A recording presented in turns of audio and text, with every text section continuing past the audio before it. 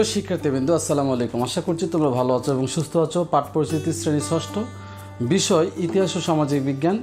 আমাদের আজকের অভিজ্ঞতা বিজ্ঞানের চোখ দিয়ে চারপাশ দেখি। তোমরা জানো যে আমাদের নতুনভাবে আমাদের মানবন্টন চলে এসছে। আমরা নতুন মানবন্টন অনুযায়ী আমরা আজকে এক কথায় উত্তর দেখব। তো তার আগে আমরা এই অধ্যায়ের কিছু আলোচনা দেখে নিই। তো আমাদের বন্ধু নাসির এবং আয়শা, তাদের যে আলোচনা থেকে আমরা আজকে বিজ্ঞানের চোখ দিয়ে চারপাশ দেখি আমরা জানবো। তোমরা কি নাসির ও আয়শাকে চেনো? তাদের আরও বন্ধু আছে, আমরা তাদের সাথেও ধীরে ধীরে পরিচিত হব। নাসির আর আয়শা যা কিছু দেখে শোনে তা নিয়েই ভাবে, মনে নানা প্রশ্ন আসে। তোমরা নিশ্চয়ই তাই করো। তারা তোমাদের মতো ক্লাসের অন্য বন্ধু, শিক্ষক, পরিবারের সদস্য আর প্রতিবেশী সাহায্য নিয়ে বই পড়ে, নানা পরীক্ষা নিরীক্ষা করে সেই প্রশ্নের উত্তর খোঁজে, আর এটাই তাদের পড়ালেখা। কী দারুণ ব্যাপার, তাই না? চলো তাদের সাথে আমরা যুক্ত হই খুদে অনুসন্ধানী দল হিসাবে। আমরা ছবি নিয়ে আলোচনা করি। আজ নাসির ও আয়শা একটা ছবি খুঁজে পেয়েছে। এটি বুড়িগঙ্গা নদীর ছবি। নদীটি বাংলাদেশের রাজধানী ঢাকার দক্ষিণ পশ্চিম দিক দিয়ে বয়ে চলেছে। কিছুদিন আগেই তারা বুড়িগঙ্গা নদী বেড়াতে গিয়েছিল, কিন্তু ছবির বুড়িগঙ্গার তাদের কিছুদিন আগের দেখা বুড়িগঙ্গার মধ্যে অনেক পার্থক্য। কেন এই পার্থক্য এবং তাদের এই চিন্তার বিষয় হচ্ছে আজকের চিন্তার বিষয়। তোমরা দেখো তো তাদের একটু সাহায্য করতে পারো কিনা। তো আমরা ছবিতে দেখতে পাচ্ছি বাম পাশে আমাদের বুড়িগঙ্গা নদী এবং ডান পাশে আরেকটা বুড়িগঙ্গা নদীর ছবি দেখতে পাচ্ছি। একটা আগের ছবি, একটা বর্তমানের ছবি।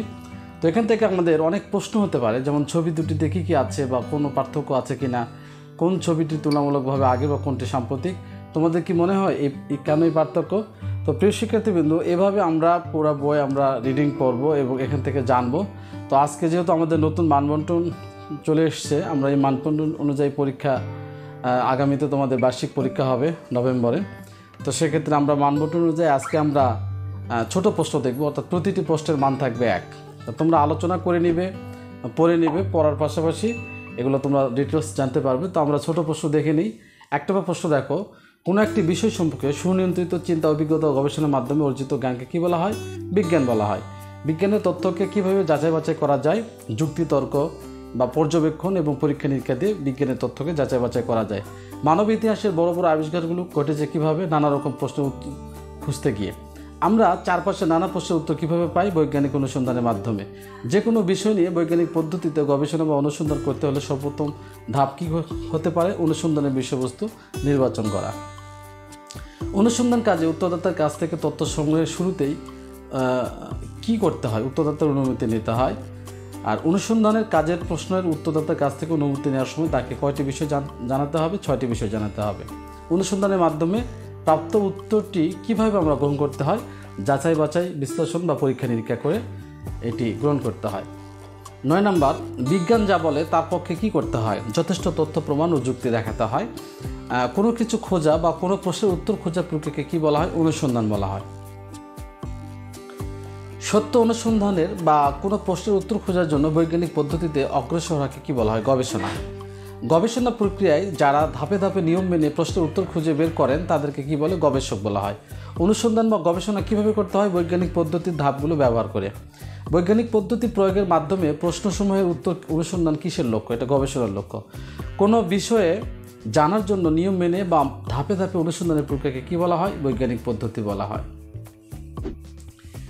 বিজ্ঞানসম্মত অনুসন্ধানের দক্ষ উপায়কে কী বলা হয়? বৈজ্ঞানিক পদ্ধতি। বৈজ্ঞানিক পদ্ধতিতে গবেষণার প্রক্রিয়াটি কয়টি ধাপ রয়েছে? 8টি ধাপ রয়েছে। বৈজ্ঞানিক পদ্ধতিতে গবেষণার সর্বপ্রথম ধাপ হচ্ছে অনুসন্ধানের বিষয়বস্তু বা টপিক নির্বাচন করা। অনুসন্ধানের বিষয়বস্তু নির্বাচনের পর কী করতে হয়? বিষয়বস্তু সংক্রান্ত প্রশ্ন উত্থাপন করতে হয়। অনুসন্ধানের প্রশ্নের মধ্যে সর্বোচ্চ কয়টি মূল বিষয় থাকে? 2টি। গবেষণার জন্য তথ্যের উৎস নির্বাচনে কোন বিষয়টি অবশ্যই লক্ষ্য রাখতে হবে? যে বিষয়টি সম্পর্কে জানতে চাচ্ছি সেই উৎস থেকে সঠিকভাবে জানা যাবে কিনা সেটা লক্ষ্য রাখতে হবে। তথ্য সংগ্রহের জন্য সাক্ষাৎকার গ্রহণের ক্ষেত্রে প্রথমে কী করতে হয়? প্রশ্নমালা তৈরি করতে হয়। বৈজ্ঞানিক পদ্ধতিতে গবেষণার সর্বশেষ ধাপ কোনটি? সিদ্ধান্ত গ্রহণ।